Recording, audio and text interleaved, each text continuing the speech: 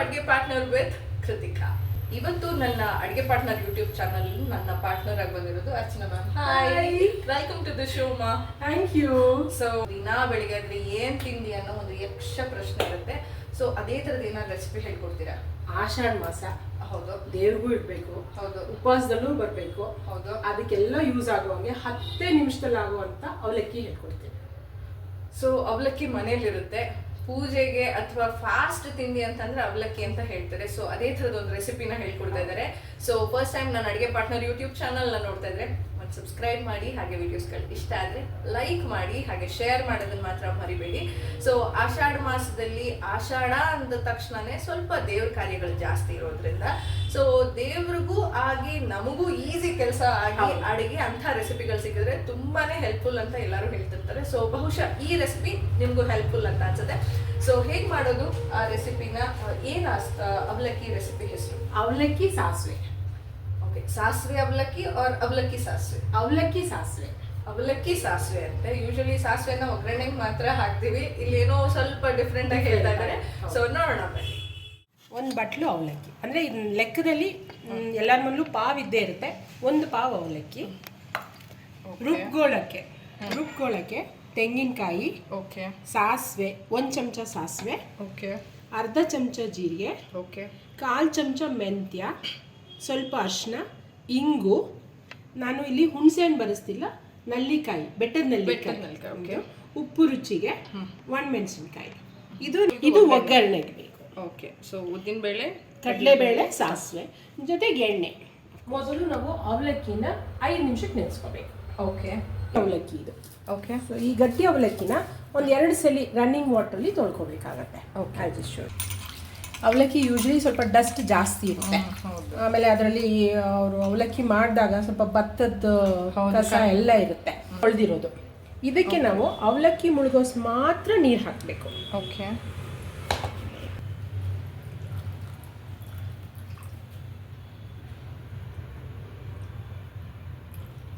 ಇಷ್ಟೇ.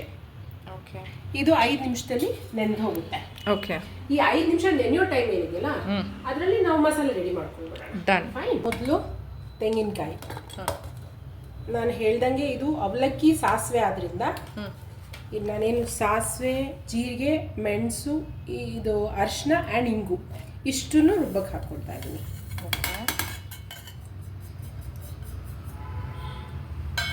ಖಾರ ಎಷ್ಟು ಬೇಕೋ ಅಷ್ಟನ್ನ ನಾನಿಲ್ಲಿ 3 ಬ್ಯಾಡ್ಗಿ 2 ಗುಂಟೂರು ತೊಗೊಂಡಿದ್ದೀನಿ. ಓಕೆ. ನಲ್ಲಿಕಾಯಿ ಆ್ಯಂಟಿ ಆಕ್ಸಿಡೆಂಟ್ ಆದ್ದರಿಂದ ನಾನು ಹುಣಸೆ ಹಣ್ಣು, ಟೊಮೆಟೊ ಏನು ಯೂಸ್ ಮಾಡ್ತಿಲ್ಲ, ಓನ್ಲಿ ನಲ್ಲಿಕಾಯಿ. ಸೊ ನಾವು ಅದ್ರ ಬದಲು ಬೇರೆ ಆಲ್ಟರ್ನೇಟಿವ್ ಯೂಸ್ ಮಾಡ್ಬೋದು. ಹುಣಸೆ ಹಣ್ಣು ಯೂಸ್ ಮಾಡಿದ್ರೆ ತುಂಬ ಒಳ್ಳೆಯದು.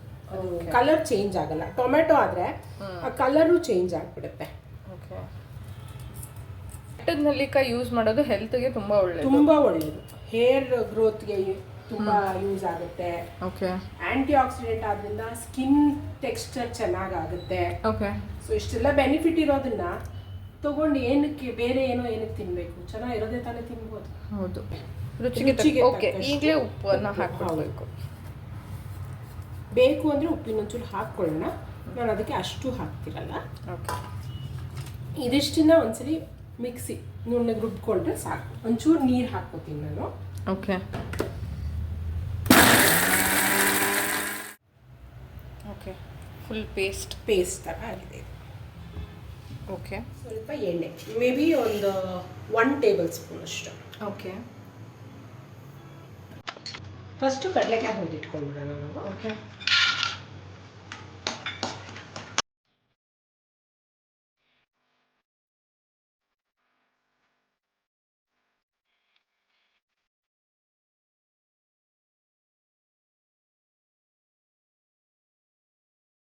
ಆಯ್ತು. ಈಗ ತೆಕ್ಕೊಂಡ್ಬಿಡೋಣ.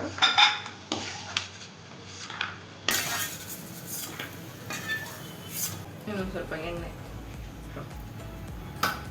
ಕಾಯಕ್ಕಿಟ್ರೆ ಮೊದಲು ಸಾಸಿವೆ ಹಾಕೊಳ್ಳೋಣ.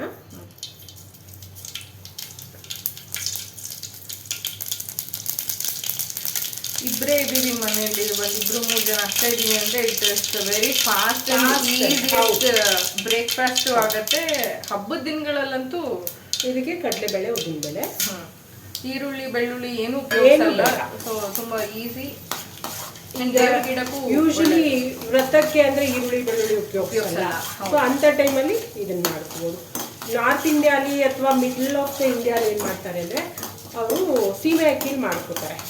ಸೀಮೆ ಅಕ್ಕಿ ಬಂದು ನಾವು ಅವಲಕ್ಕಿ ಮಾಡ್ತೀವಿ. ಇನ್ನು ಈ ಸೀಮೆ ಅಕ್ಕಿ ನೆನೆಸಿನಲ್ಲಿ ಯಾವಾಗ ಕೆಂಪಗಾಗುತ್ತೆ ನಾವು ರುಬ್ಕೊಂಡಿರೋ ಮಸಾಲಾನ ಹಾಕ್ತೀವಿ.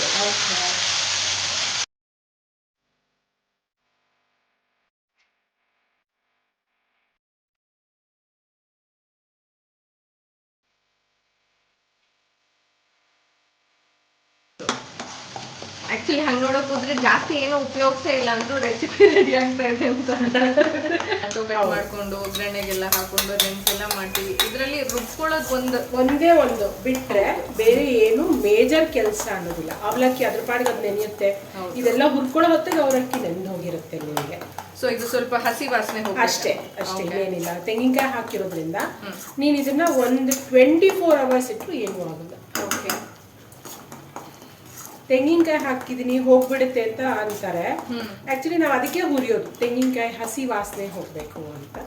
ಸೊ ಇದು ಜೊತೆಗೆ ನಾವು ಸಾಸಿವೆನೂ ಹಸಿ ಹಾಕಿದೀವಿ, ಜೀರಿಗೆ ಆ್ಯಂಡ್ ಮೆಂತ್ಯ 3 ಹಸಿ ಹಾಕಿರೋದ್ರಿಂದ ಅದ್ರ ಫ್ಲೇವರು ನಿಮಗೆ ಎನ್ಹಾನ್ಸ್ ಆಗಬೇಕು.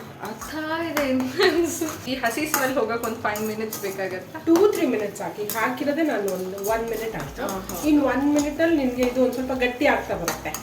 ಇದು ಯಾವಾಗ ಸ್ವಲ್ಪ ಸೈಡ್ಸ್ ಎಲ್ಲ ಬಿಟ್ಕೊಳ್ಳೋಕೆ ಶುರುವಾಗುತ್ತೆ, ಇವಾಗ ಮಸಾಲ ಇಸ್ ರೆಡಿ. ಅವಲಕ್ಕಿ ಸೊ ಅದಕ್ಕೆ ರುಬ್ಬೇಕಾದ್ರೆ ಸ್ವಲ್ಪ ನೀರ್ ಹಾಕಿ ರುಬ್ಕೊಂಡ್ರೆ ನಮ್ಗೆ ಇದು ಮತ್ತೆ ನೀರೇನು ಹಾಕಬೇಡ. ಹೌದು ಹೌದು.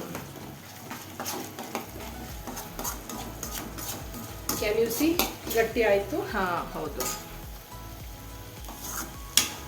ಈ ಸ್ಟೇಜಲ್ಲಿ ಸ್ವಲ್ಪ ಸಿಮ್ ಮಾಡಿಕೊಂಡು ನೆನ್ಸಿರೋ ಅವಲಕ್ಕಿನ ಹಿಂಡ್ಕೋಬೇಕು. ಓಕೆ, ಸ್ವಲ್ಪ ತುಂಬಾ ಅಲ್ಲ, ಸ್ವಲ್ಪ ಮಾಯಿಸ್ಟ್ ಇರಲಿ. ಸ್ಕೂಲಿಂದ ಬಂದ ತಕ್ಷಣ ಮಕ್ಳಿಗೆ ಏನಾದ್ರು ಮಾಡ್ಕೊಡ್ಬೇಕು ಅಂತ ಅಂದ್ರೆ ಸೂಪರ್ ರೆಸಿಪಿ ಅಂತ ಅನ್ನಿಸ್ತಾ ಇದೆ ನಂಗೆ ಇವ್ರು ಮಾಡ್ತಾ ಇರೋದು ನೋಡ್ತಾ ಇದ್ರೆ. ಮಕ್ಳಿಗೆಲ್ಲ ಬಂದ ತಕ್ಷಣ ಸ್ವಲ್ಪ ಹೆಲ್ದಿ ಫುಡ್ ಆಗಿರುತ್ತೆ, ಹೊಟ್ಟೆನೂ ತುಂಬುತ್ತೆ, ಅಂಡ್ ಪ್ರಿಪರೇಷನ್ ಟೈಮ್ ಕಮ್ಮಿ, ತುಂಬಾ ಕಡಿಮೆ. ಹೌದು.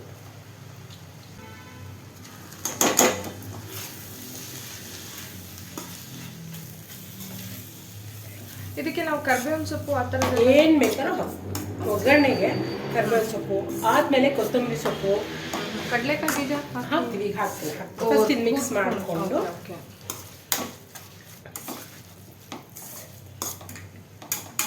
ಇದು ಇನ್ನೊಂದು ಸ್ವಲ್ಪ ಹೊತ್ತು ಇಡಬೇಕಾಗತ್ತಾ? 2 minutes ಅಷ್ಟೇ. ಆ ಗೊಜ್ಜು ಥರ ಇರೋದು ಸ್ವಲ್ಪ ಇದಾಗುತ್ತೆ. ನಾವು ಮಾಡಿರೋ ಇದನ್ನ ಕೊತ್ತಂಬರಿ ಸೊಪ್ಪು ಹಾಕೋದಾ? ಖಂಡಿತ ಕೊತ್ತಂಬರಿ ಸೊಪ್ಪು.